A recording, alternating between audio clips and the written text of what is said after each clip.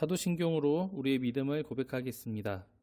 전능하사 천지를 만드신 하나님 아버지를 내가 믿사오며 그 외아들 우리 주 예수 그리스도를 믿사오니 이는 성령으로 잉태하사 동정녀 마리에게 나시고 본디오 빌라도에게 고난을 받으사 십자가에 못 박혀 죽으시고 장사한 지 사흘 만에 죽은 자 가운데서 다시 살아나시며 하늘에 오르사 전능하신 하나님 우편에 앉아 계시다가 저리로서 산자와 죽은 자를 심판하러 오시리라.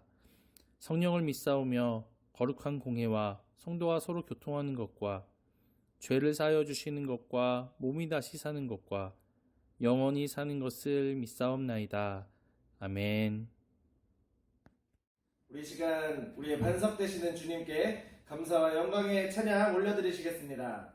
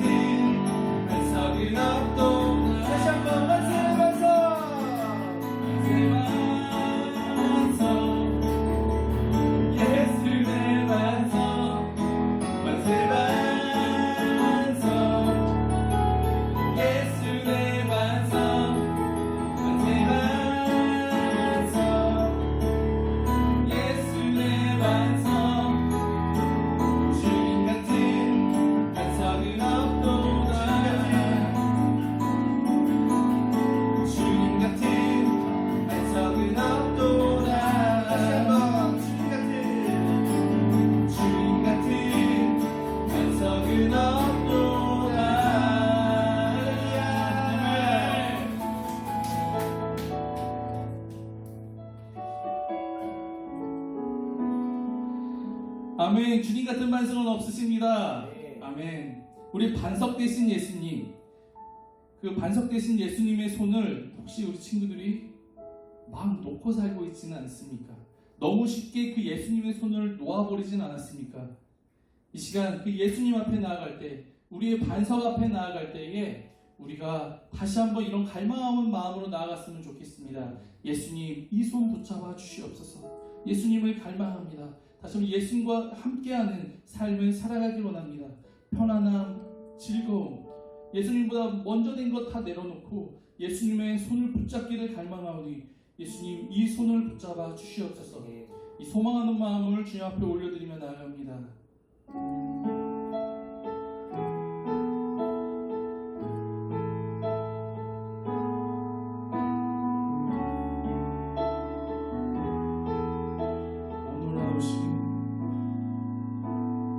오 놀라우신 사랑으로 내게 찾아온 생명의 빛, 나를 붙잡는 실패의 자리 딛고 일어나 구원의 주를 외치리. 오 놀라우신 사랑으로 내게 찾아온 위로의 빛, 나를 부르던 세상의 말들 떨쳐버린 구원의 주를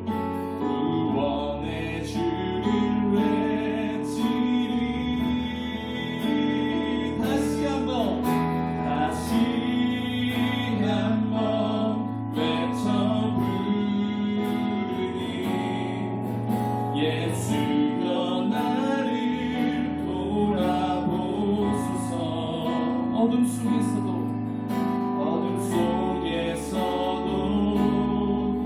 주를 비추시니 예수만이 내 소망. 다시 한번 내 삶 드리니 다시 한번 내 삶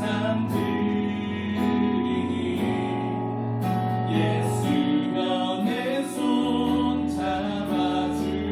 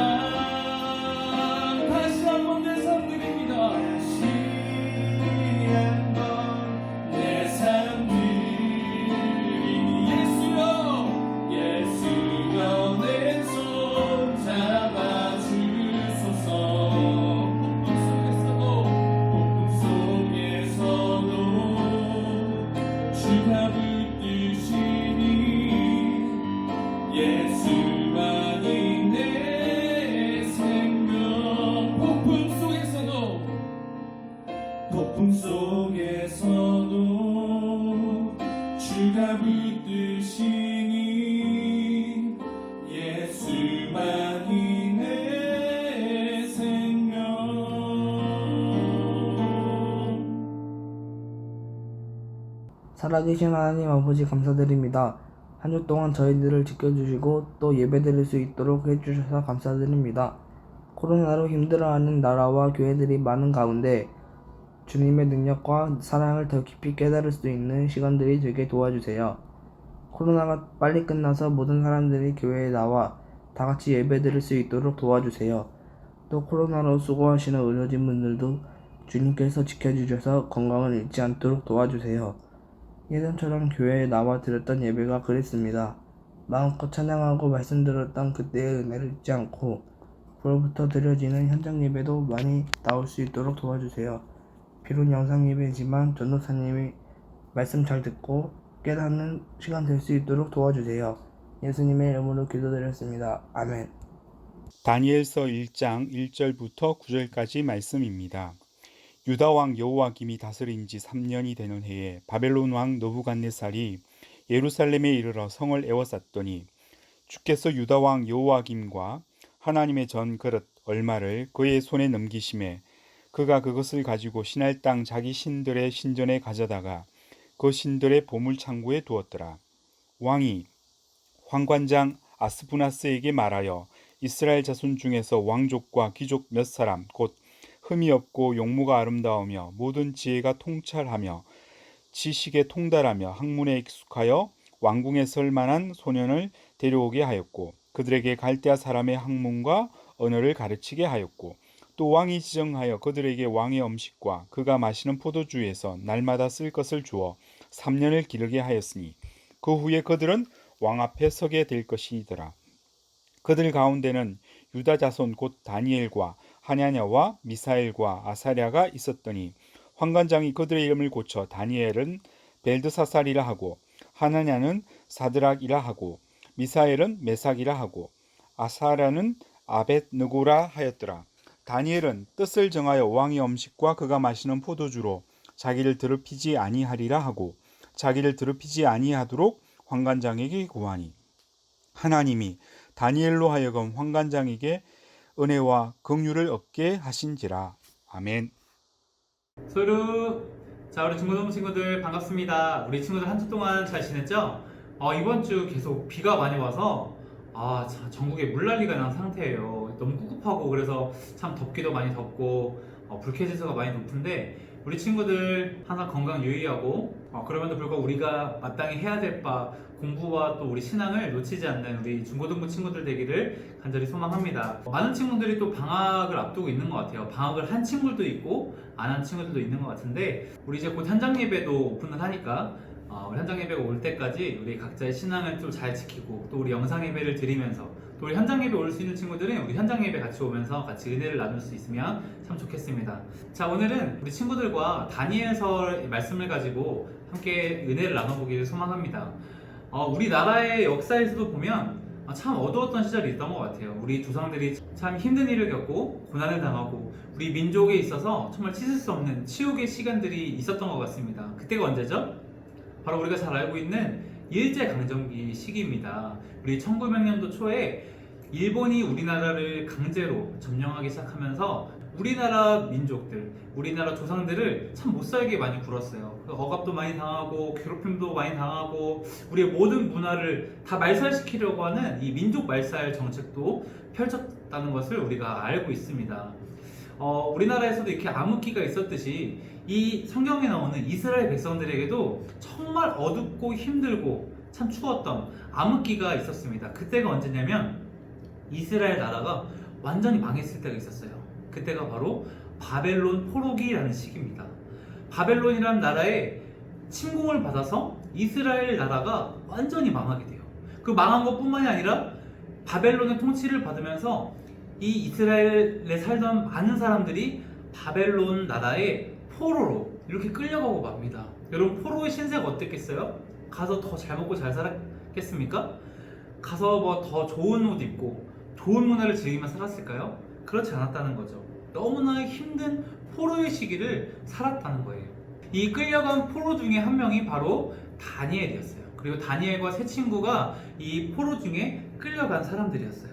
어떤 사람들은 행복한 미래를 준비하다가 그만 갑자기 전쟁이 나서 바벨론에게 이 나라가 망해버리는 힘든 일을 겪은 사람이 있는가 하면, 그리고 또 어떤 사람은 내 사랑하는 사람과 좀 있으면 결혼해야지 약혼을 하고 결혼을 준비하던 그 꽃길만 걷던 그 시기에 갑자기 전쟁이 나서 나라가 망해버리고 내 삶이 완전히 뒤바뀌어 버리는 그런 일을 겪은 사람도 있었을 것이고, 또 어떤 사람들은 여러분처럼 공부를 하다가 이제 학업에 매진하고 또 좋은 학교, 좋은 직장을 구하기 위해서 막 늘 그렇게 공부만 해오다가 어느 날 갑자기 이렇게 전쟁이 나서 나라가 폭삭 망해버리고 내가 가려던 길이 다 사라지고 내가 이런 학업들이 다 소용이 없게 돼버리는 이 처참한 일을 겪어야만 했던 사람도 있었을 것입니다. 행복한 나날들을 보내다가 자신의 나라가 이 망해버리는 까닭에 자신이 계획해놓은 모든 일과 자신의 삶이 다 폭삭 주저앉아 버리는 이 안타까운 일을 겪은 사람이 있었다는 거예요.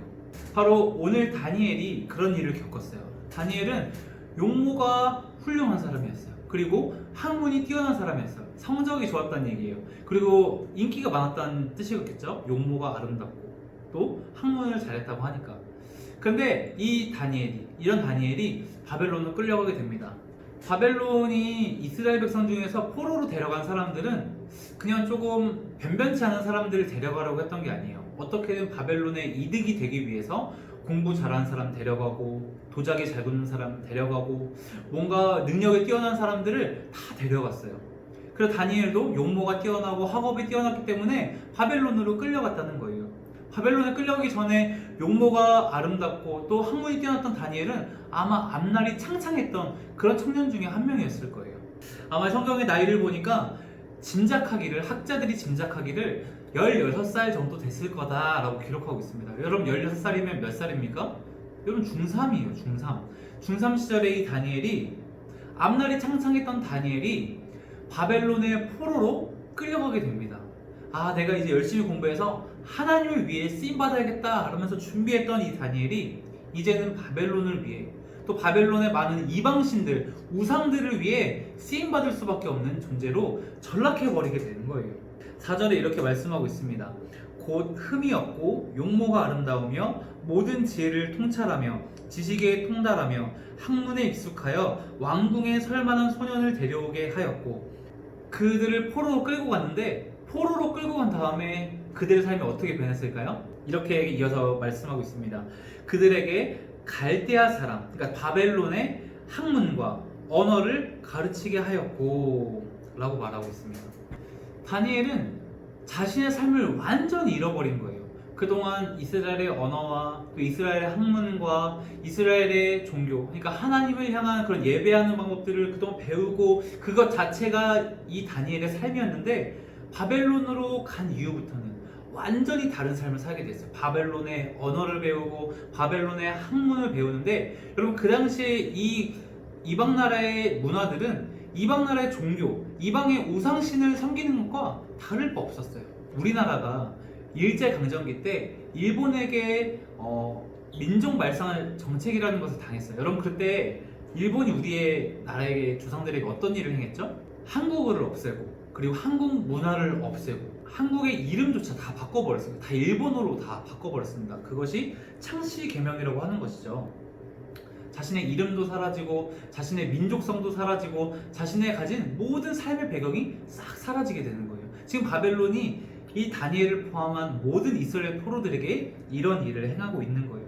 다니엘은 모든 삶을 잃어버렸어요. 자신의 이름도 잃어버려요. 자신의 민족성, 자신의 종교, 자신의 살아가는 모든 삶의 목적을 다 잃어버리게 됩니다. 참 어둡고 깊은 절망을 겪어야만 했던 그런 시기를 겪게 됩니다. 또 다니엘이 포로로 잡혀갔기 때문에 부모님이랑 당연히 떨어져 살았고, 다니엘이 다시 언제 돌아올 수 있었을까요? 다니엘은 평생 동안 자신의 고국 이스라엘 땅에 발을 들여놓지 못하게 됩니다. 부모님의 얼굴을 그 이후로 볼 수가 없게 되는 거예요. 다니엘의 이름이 바뀌게 됩니다. 뭐라고 바뀌냐면 7절에 보니까 환관장이 그들의 이름을 고쳐 다니엘은 벨드사살이라 하고 라고 말씀하고 있습니다.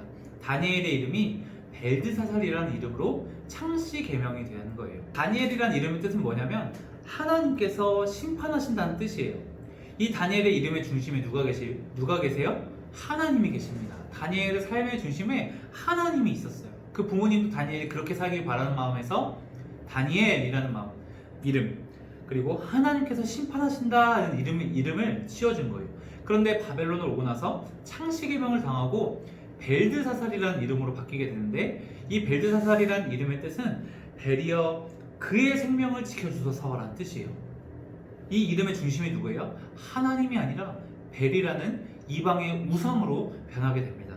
자신의 이름까지 바뀌는 상황, 자신의 모든 삶이 이런 바뀌는 상황 속에서 자신의 가치관도 변하고 내 생각도 변할 수 있고 내 삶의 모든 것이 흔들릴 수밖에 없는 이런 상황 속에서 다니엘은 어떻게 했을까요? 여러분이라면 어떻게 하시겠어요? 여러분이 다른 나라에 포로로 팔려갔어요. 포로로 끌려갔어요. 거기서 이름도 바뀌고 보고 싶은 부모님 얼굴도 못 봐, 집밥도 못 먹어, 먹는 것도 그 나라의 음식을 줘, 입맛에 안 맞고, 그 나라의 종교, 그 나라의 언어, 그 나라의 문화에 내 모든 생각과 내 모든 지식과 내 마음이 흠뻑 젖어가는 이 시기 속에서 여러분이라면 어떻게 하셨겠습니까?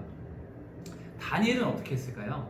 아마 많은 사람들은 이 상황 속에서 무너졌을 거예요. 그리고 바벨론화 돼가면서 하나님은 잃어버리고, 하나님이 날 지켜주지 않았어, 하나님은 능력이 없는 신이야 라고 하면서 하나님을 저버리고, 그래 난 이제 바벨론에 왔으니까 여기서 평생 살아야 되니까 이왕 이렇게 된 거 바벨론에 개처럼 충성하며 살자, 바벨론처럼 열심히 살아가자, 내가 바벨론 사람이 되어서 그렇게 살아가자 라고 하면서 많은 사람이 흔들리고 넘어지고 바벨론에게 넘어가는 이런 상황을 겪게 됐을 거예요. 하지만 그 상황 속에서 다니엘이 행동했던 하나의 결단이 있었습니다. 그것은 무엇이냐면 우리 8절에 기록하고 있습니다. 한번 읽어보겠습니다. 다니엘은 뜻을 정하여 왕의 음식과 그가 마시는 포도주로 자기를 더럽히지 아니하리라 하고 자기를 더럽히지 아니하도록 환관장에게 구하니. 다니엘은 자기가 먹고 싶은 것도 먹을 수 없었어요. 왕이 주는 바벨론의 음식, 그리고 바벨론의 옷, 바벨론의 문화, 그 모든 것을 먹어야만 했는데, 여러분 당시에 이스라엘 율법에 보면 먹지 말아야 될 게 있었어요. 그런데 바벨론에서 주는 것은 일부러 더 그런 것을 줬던 것 같아요. 그 믿음을, 그 신앙을 파괴하기 위해서 더 강요를 했던 것 같아요. 포도주 마셔, 고기 먹어, 여러 가지 음식 먹어, 이렇게 하면서 파괴하려고 했던 것 같습니다. 다니엘은 어떻게 했었나요? 다니엘은 뜻을 정하여, 다니엘은 결단했던 거예요. 무엇을 결단했어요? 왕이 주는 음식, 이것을 먹으면 내가 하나님 앞에 죄를 짓는 건데, 왕이 주는, 또 바벨론이 주는 그런 생각과 가치관들 내가 받아들인다면, 내가 그렇게 변한다면 하나님 뜻에 반대되는 건데, 나는 내 자신을 더럽히지 아니하리라, 내가 하나님 앞에서 내 믿음을 지키리라, 내 신앙을 지키기라 라고 결단을 한 거예요. 그리고 환관장에게 구한 거예요. 나 왕이 주는 음식 먹지 않겠습니다. 왕이 주는 이런 문화들, 그리고 이 포도주 나 접하지 않겠습니다. 결단을 한 겁니다. 여러분, 이 결단이 과연 쉬운 것이었을까요? 포로된 입장에서 왕이 주는 음식을 거부했다, 거절했다, 직결로 처형당해도 할 말이 없었을 거예요. 여러분, 그런데 다니엘은 그것을 알면서도 다니엘은 뜻을 정하여 마음을 결단을 하여 하나님을 위하여 왕이 주는 포도주, 그리고 왕이 주는 음식을 거절하기를 구했던 것입니다. 이 결단은 너무나 힘들고 너무나 귀하고 너무나 중요한 결정이었어요. 다른 친구들은 다 바벨론화 되어가면서 성공한 사람들도 있을 것이고, 그 중에서 잘 먹고 잘 사는 사람들도 있었을 거예요. 그 친구들을 그렇게 보면서 나도 그냥 따라가는 게 더 다니엘 입장에서는 쉬웠을 거예요. 하지만 물길을 거슬러 올라가는 연어처럼 이 다니엘은 자신의 고향을 생각하며, 또 자신에게 생명을 주시고 나의 참 주인 되신 하나님을 생각하며 자꾸 뜻을 정하여 나는 그렇게 하지 않겠다, 나는 나 자신을 더럽히지 않겠다 라고 결단하며 나아갔던 겁니다. 자신의 삶의 결단으로 바벨론의 문화와 영향력들을 거부하며 거절하며 하나님의 길을 사수하며 지켰던 거예요. 하나님의 방법대로 살고자 몸부림쳤던 다니엘의 모습을 우리가 이 짧은 구절에서 살펴볼 수 있었습니다. 다니엘의 이 결단한 이후에 다니엘의 삶은 어떻게 됐을까요? 원래는 마땅히 죽어야 정상입니다. 하지만 하나님께서는 다니엘에게 은혜를 베풀어 주십니다. 다니엘이 결단하고 환관장에게 나 거부합니다 라고 구했을 때 어떻게 말씀하고 있습니까? 9절에 보니까 하나님이 다니엘로 하여금 환관장에게 은혜와 긍휼을 얻게 하신지라. 아멘. 이렇게 말씀하고 있어요. 다니엘이 결단한 그 결단 위에 하나님의 놀라운 은혜가 다니엘에게 쏟아져서 그 환관장의 마음도 변화시켜 주시고, 그리고 환관장에게 은혜를 있게 하셔서 다니엘의 결단이 실행될 수 있도록 은혜를 덧입혀 주신 것입니다. 은혜와 긍휼을 입게 하신지라 하나님께서 그렇게 하셨다라고 말씀하고 있습니다.